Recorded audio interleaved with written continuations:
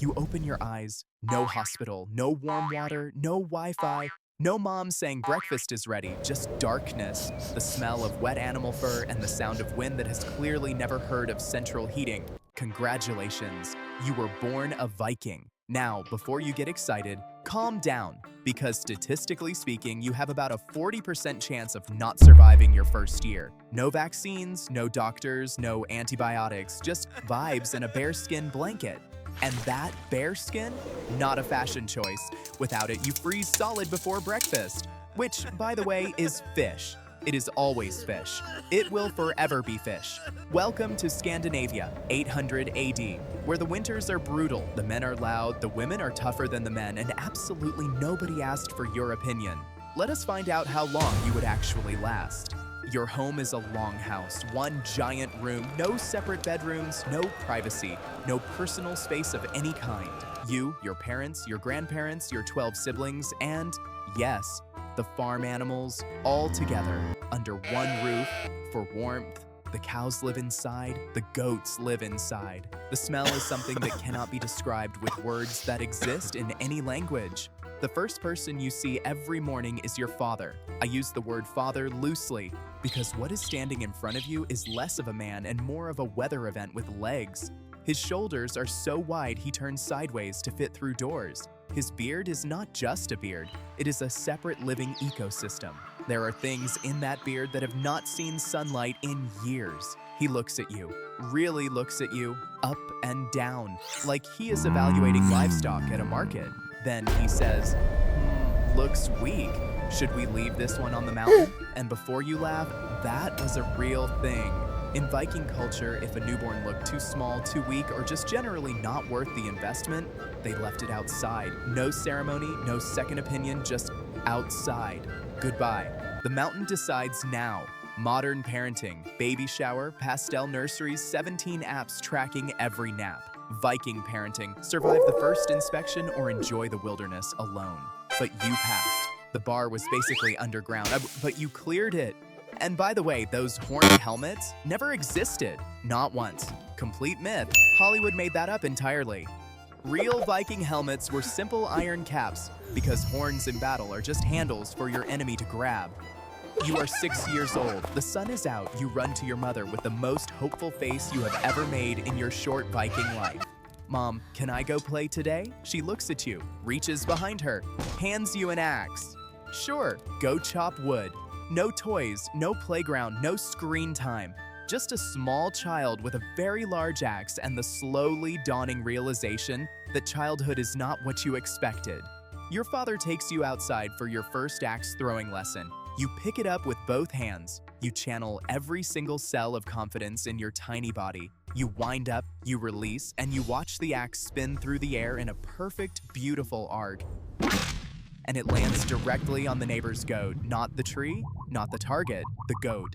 Specifically, Ragnar's goat, his favorite goat. A goat he has owned for 6 years. A goat he has almost certainly named. A goat he might love more than his actual children.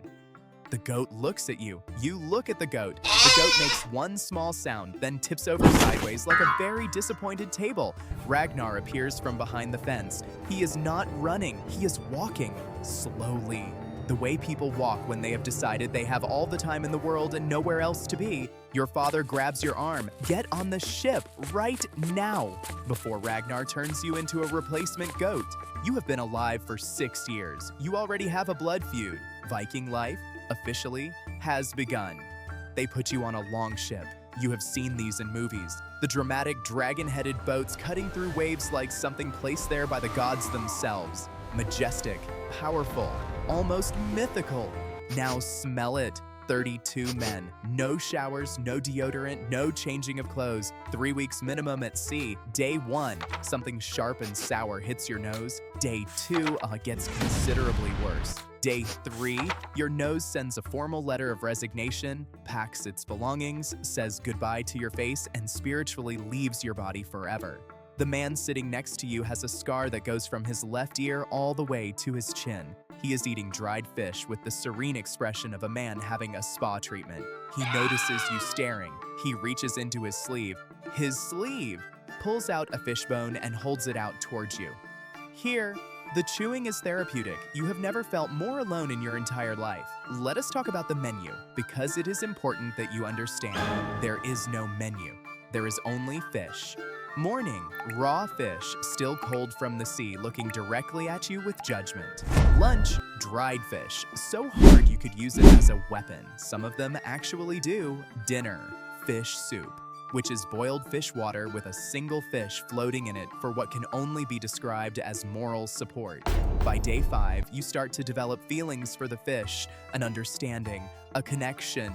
You are basically the same creature at this point, both of you cold, wet, confused, and wondering how you ended up here. They just could not do much about it on a wooden boat in the middle of the ocean, surrounded by 32 other men who were also slowly becoming fish.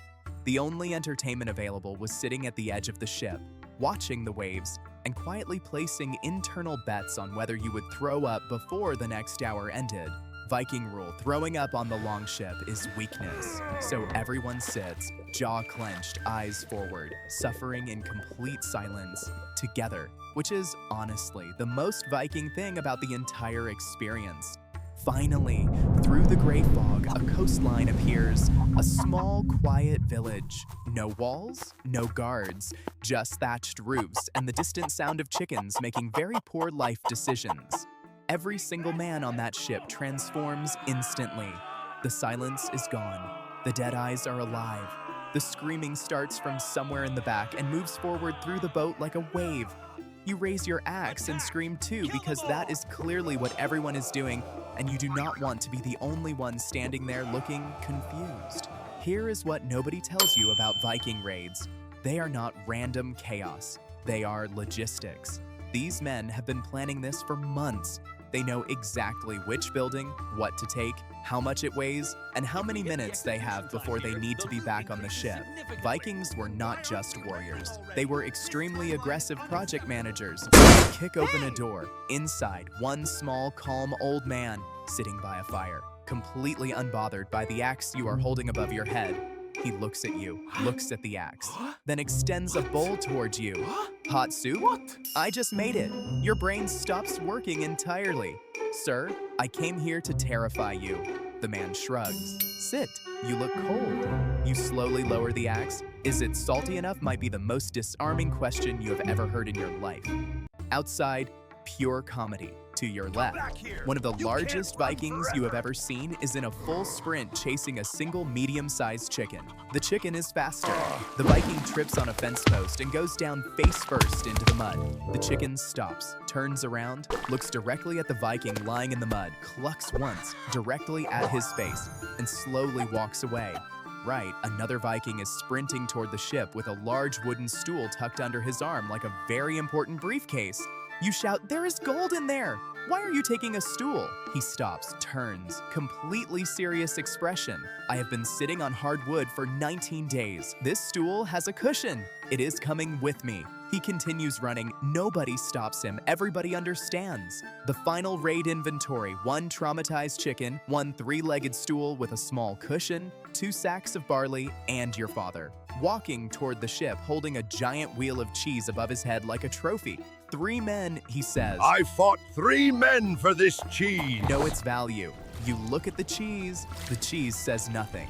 You crossed an ocean for dairy products. This is your life now. Here is what Hollywood never shows you. Vikings discovered North America 500 years before Columbus. 500 years. They just also happened to chase chickens and steal cushion stools sometimes. Nobody is perfect. Viking women could own property, run businesses, and divorce their husbands, while the rest of Europe was still figuring out basic plumbing. Then there is Valhalla. For a Viking, death in battle is not the end. It is a promotion. Die sword in hand. You go to Odin's great hall, where you feast every night, you fight every day, and you prepare for Ragnarok, the final battle at the end of the world itself. A Viking warrior who truly believes in Valhalla does not fear death. And the man who does not fear death will do things that terrify everyone around him. In the Viking world, tomorrow is not a plan. Tomorrow is a rumor. You live today. Loud, full, completely committed, because you never know what the next sunrise brings. Your father sits beside you at the campfire. This enormous, terrifying man. for the first time, and there is something almost soft in his eyes. Almost. Son. Yes, father? That goat. A very long silence. Ragnar is still behind us. Has been for 6 days. He points to the horizon. And there, on a smaller boat, is Ragnar. Bundled in furs. Completely still. Just watching. Waiting. The man has the patience of someone who has decided he has absolutely nowhere else to be. In the Viking world, almost everything is eventually forgiven. Old grudges, old battles, everything except a goat. So tell me, how long would you actually survive in this world? 1 day? 3? Or would you already be faking a stomachache when they shouted, "We are raiding this morning"? Drop your answer in the comments. Subscribe to the channel. Or we are putting you on the bottom deck of the longship with a fishbone and a broken oar.